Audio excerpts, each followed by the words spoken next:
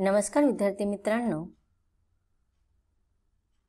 आज आपण मराठी या विषयासाठी लेखन कौशल्याचा अभ्यास करणार आहोत। लेखन विभागातील नवीन घटक आज आपण अभ्यासणार आहोत आणि त्या घटकाचं शीर्षक आहे संवाद लेखन। संवाद लेखन या घटकाचा हा सेशन क्रमांक पहिला आहे। संवाद लेखन याच्यामध्ये आपण अभ्यास करण्यापूर्वी संवाद म्हणजे काय, लेखन म्हणजे काय याचा संक्षिप्त परिचय आपण जाणून घेऊया। संवाद लेखन या घटकाचे प्रमुख उद्दिष्ट विद्यार्थ्यांना सुसंवादी बनवणे। सुसंवाद म्हणजेच एकमेकांबरोबर संवाद साधणे।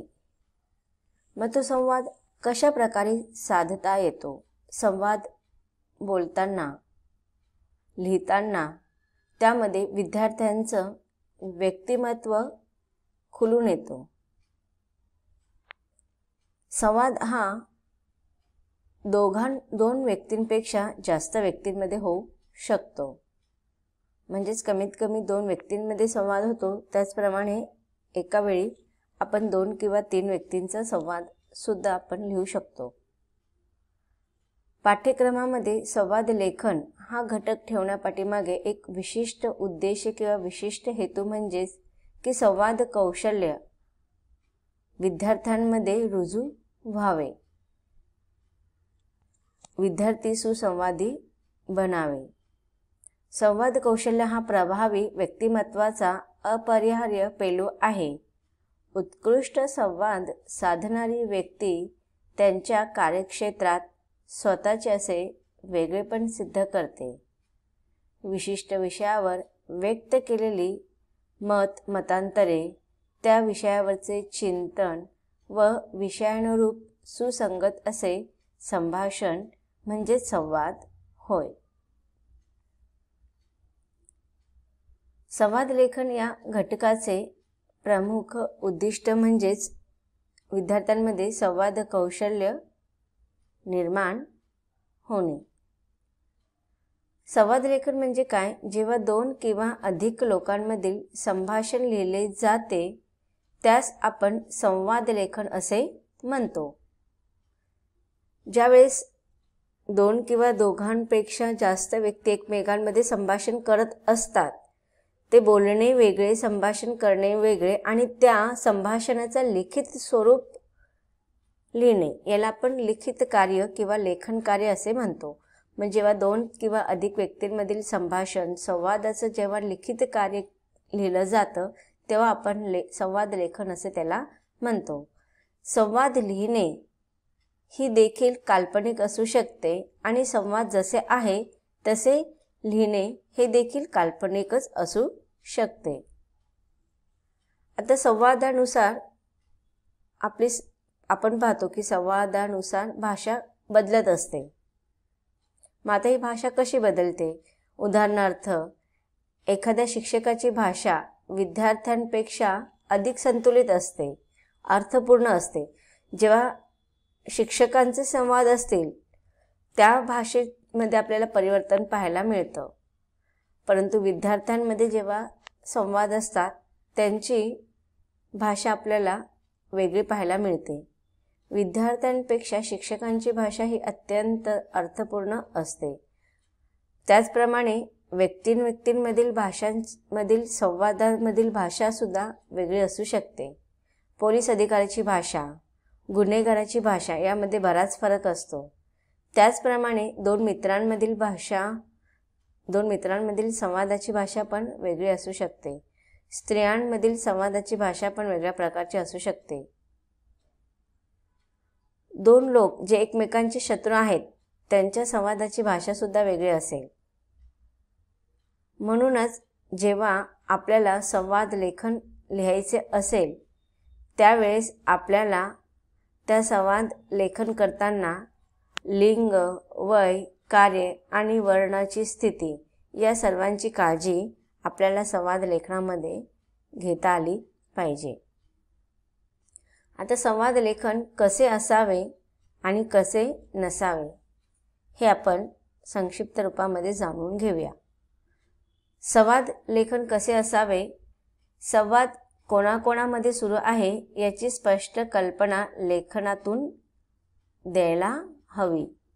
सुरुवातीलाच बघा, आपण पाहतो जेव्हा एखादं नाटक आपण वाचतो, लिखित स्वरूपामध्ये नाटक आपण प्रत्यक्ष पाहतो ती वेगळी गोष्ट, आणि जेव्हा आपण नाटक एकांकी वगैरे वाचतो तर तिथे कंसामध्ये ब्रॅकेटमध्ये नेहमी लिहिलेलं असतं संवाद कोणाकोणामध्ये होणार आहेत, पात्रांची नावं आहेत, त्यांचे ॲक्शन वगैरे सगळं आपल्याला कंसामध्ये लिहिलेलं असतं. त्याचप्रमाणे संवाद लेखन सुरुवात करण्या अगोदर आपल्याला हा संवाद कोणाकोणामध्ये होणार आहे याची स्पष्ट कल्पना आपल्याला लेखनामधून देता आली पाहिजे. त्याचप्रमाणे संवादातील दोन व्यक्ती भिन्न स्तरावरील, म्हणजे वय भिन्न असू शकतं, व्यवसाय भिन्न असू शकतो, लिंग, सामाजिक आणि सांस्कृतिक पार्श्वभूमीसुद्धा जर भिन्न असतील तर त्यानुसार त्यांची भाषासुद्धा बदलती असावी. जर व्यवसायाच्या अनुषंगाने आपण पाहिलं, शेतकऱ्यांमधील संवाद वेगळे असणार आहेत, त्यांच्या संवादाची भाषा वेगळी असणार आहे. त्याचप्रमाणे डॉक्टर क्षेत्रामध्ये कार्यरत असणाऱ्या दोन व्यक्तींची संवादाची भाषा वेगळी असणार आहे. लिंगानुसार सुद्धा आपण पाहतो की स्त्री आणि पुरुषांच्या संवादातील भाषा वेगळी असते, मुलामुलींच्या संवादाची भाषा वेगळी असते. संवादातील वाक्य सोपी, सुटसुटीत आणि अनौपचारिक असावीत. त्याचप्रमाणे संवादाला योग्य असा समारोपसुद्धा असावा. शेवट करताना योग्य रीतीने संवादाचा समारोप आपल्याला करता आला पाहिजे. 5वा आहे संवाद वाचल्यावर त्या विषयावरचा सर्वांगीण विचार वाचकापर्यंत, वाचक म्हणजे जे संवाद वाचत असतात त्यांना आपण वाचक असे म्हणतो, तर संवाद वाचल्यानंतर त्या संवादातून कोणता विषय वाचकांसमोर मांडला जाणार आहे किंवा मांडला गेला आहे तो विषय सर्व अर्थाने वाचकांपर्यंत सोप्या पद्धतीने पोचला पाहिजे. आता संवाद कसे नसावे हे आपण पाहूया. संवादामध्ये हो किंवा नाही स्वरूपाचे संवाद नसावे. उदाहरणार्थ, दोन विद्यार्थ्यांमध्ये जर संवाद असेल किंवा दोन मित्रांमध्ये संवाद असेल किंवा शिक्षक आणि विद्यार्थ्यांमध्ये संवाद असेल तर त्या संवादामध्ये हो, नाही, शिक्षक विचारतायत उशिरा आलास, हो, विद्यार्थी बोलतोय हो, जागेवर जाऊन बस, शिक्षक म्हणतायत जागेवर जाऊन बस, विद्यार्थी म्हणतोय ठीक आहे, उद्या उशिरा येणार का, नाही, म्हणजे हो नाही हो नाही अशा प्रकारचे संवाद लेखन नसावे. दुसरं आहे बोलणे जास्त पाल्हाळिक नसावे. जे काही संवाद असणारे ते शाब्दिक अर्थ त्याचे व्यवस्थित असावे, अर्थबोध करणारे असावे, निरर्थक संवाद नसावे. त्याचप्रमाणे मध्येच बोलणे थांबवल्याची भावनाही नसावी, की जेव्हा 2 व्यक्तींमध्ये किंवा 3 व्यक्तींमध्ये संवाद होत असतील तर त्यावेळेस मध्येच एखादा पात्र संवाद मध्येच थांबवतोय अशी भावना आपल्याला नसावी. म्हणजेच प्रत्येक पात्र जो असेल, 2 व्यक्ती 3 व्यक्ती, त्यांची संवाद पूर्ण झाल्यानंतरच पुढचा व्यक्ती त्याचे संवाद बोलणार आहे असं लेखन असावे. 4था आहे संवाद ओढून ताणून केलेला नसावा. आणि 5वा आहे संवाद मुद्दे सोडून भरकटणारा नसावा. मग संवाद लेखन करताना हे मुद्दे आपल्याला लक्षात ठेवायचे आहेत. आता संवादासाठी आवश्यक स्वभाव वैशिष्ट्ये कोणती आहेत तर ते आपण जाणून घेऊया. संवादासाठी आवश्यक असणारे स्वभाव वैशिष्ट्य म्हणजेच संवेदनशीलता हा गुण असला पाहिजे, गुणग्राहकता असले पाहिजे, अनाग्रह वृत्ती असली पाहिजे, विवेकशीलता असली पाहिजे, भावनिकता असली पाहिजे, विश्वासार्हता, की जेव्हा वाचक एखाद्या संवाद लेखन वाचत असतील त्यामध्ये जरी ते काल्पनिक रीतीने आपण लिहिलेलं असेल तरी त्याच्यामध्ये अविश्वास नसावा, खोटेपणा नसावा. 7वा आहे स्वागतशील रसिक वृत्ती आपल्याला त्या संवाद लेखनातून दिसायला हवी. ही वैशिष्ट्यांगे असतील तरच माणूस सुसंवादी बनू शकतो. मग विद्यार्थ्यांमध्ये सुसंवाद साधता यावे, हे कौशल्य त्यांना आत्मसात करता यावे, म्हणूनच संवाद लेखन हे कौशल्य लेखन विभागात आपल्याला ठेवलेले आहे. आता आपण काही उदाहरणांद्वारे संवाद लेखन कसे असावे आपण अभ्यासणार आहोत. संवाद लेखन हे सजीवांमध्ये असतं, म्हणजे व्यक्तींमध्ये असू शकतं. त्याचप्रमाणे निर्जीव वस्तूंमध्ये सुद्धा संवाद असू शकतात. आता तुमच्या अनेक इयत्तांमध्ये तुम्ही अभ्यासलेले असतील की निर्जीव वस्तू तुमच्याबरोबर बोलत आहेत, असा आभास करून तुम्हाला संवाद लेखन करायचे असतात. तुम्हाला प्रश्न असतात, पाठाच्या खाली दिलेले असतात. त्याचपैकी एक झोपडी आणि महाल ह्या निर्जीव वस्तूंमध्ये संवाद होत आहे असं आपल्याला कल्पना करायची आहे आणि संवाद लेखन लिहायचं आहे. याआधी तुम्ही कंदील आणि दिवा यांचं सुद्धा पाहिलेलं असेल संवाद लेखन, किंवा छत्री आणि पाऊस यांच्यातील संवाद लेखन अभ्यासलेलं असेल. याआधी इयत्तेमध्ये तुम्ही भांड्यांच्या दुनियेत ह्या पाठामध्ये अभ्यासलेले असतील की मुलं खेळत असतात आणि अचानक घरात एका खोलीत जातात जिथे ती अडसरची खोली असते.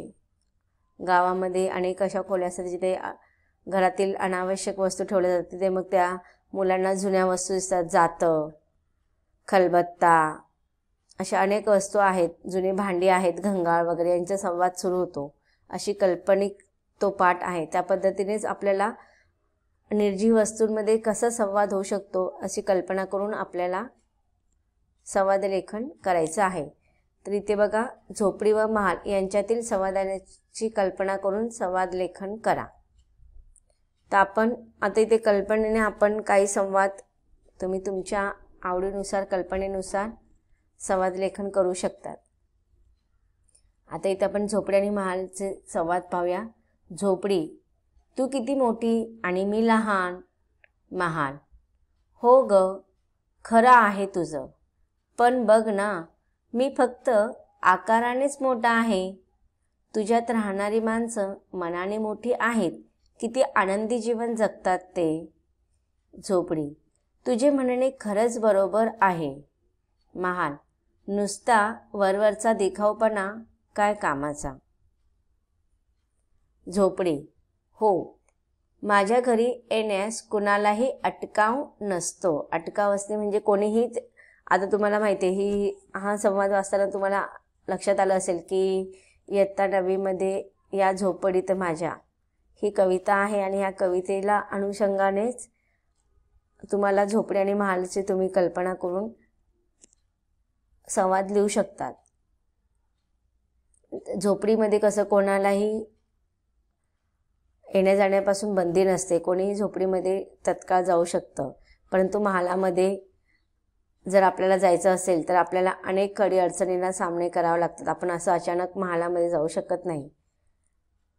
आपल्याला परमिशन घ्यावी लागते, परवानगी घ्यावी लागते. तर त्याचंच वर्णन इथे झोपडी आणि महालामध्ये केलेलं आहे की झोपडी म्हणते, हो, माझ्या घरी येण्यास कुणालाही अटकाव नसतो, म्हणजे मज्जाव नसतो. महाल: आणि माझ्या घरात येण्यास परवानगी घ्यावी लागते. झोपडी: माझ्या घरात ना तिजोरी ना कुलूप. महाल: पण माझ्या दारात पहारेकरी उभे असतात. झोपडी: माझ्या घरात निसर्गाचे सान्निध्य आहे. महाल: माझ्या घरात कृत्रिमतेचा वास आहे. झोपडी: माझ्या घरात समाधानी माणसं राहतात. महाल: हो रे बाबा, तुझंच बरोबर. माझा फक्त डौलच मोठा, पण खऱ्या अर्थाने मोठी तर तूच आहेस. आता हे संवाद लेखन आपण पाठाच्या खालील प्रश्नोत्तराच्या माध्यमातून हे केलेलं आहे. असंच निर्जीव वस्तूची कल्पना करायची आहे. पाऊस आणि छत्री या दोघांमधील संवादाची कल्पना करायची आहे आणि संवाद लिहायचे आहे. तर तुम्ही कल्पनाच्या आधाराने यांच्यामध्ये लिहू शकतात की पाऊस स्वतःला फार श्रेष्ठ मानतो, छत्री पण स्वतःला श्रेष्ठ मानतात आणि मग दोघांमध्ये संवाद होतो. आणि कशा रीतीने ते संवाद होऊ शकतात याचं उदाहरण इथे तुम्हाला प्रश्नोत्तराच्या माध्यमातून धड्याखाली विचारलेलं आहे. तुम्ही त्या प्रश्नाचं उत्तर लिहायचं आहे. हा तुम्हाला होमवर्क आहे. विद्यार्थी मित्रांनो, संवाद लेखनामध्ये कोणते मुद्दे आपण लक्षात ठेवायचे याचा आपण अभ्यास केलेला आहे आत्तापर्यंत, आणि निर्जीव वस्तूंमध्ये संवाद कसा होऊ शकतो याचं आपण उदाहरण पाहिलेलं आहे. परंतु आपल्याला अनेक संवाद लेखनाचे नमुने पाहायचे आहे. त्याचा अभ्यास आपण पुढील सेशनमध्ये अभ्यासणार आहोत. धन्यवाद.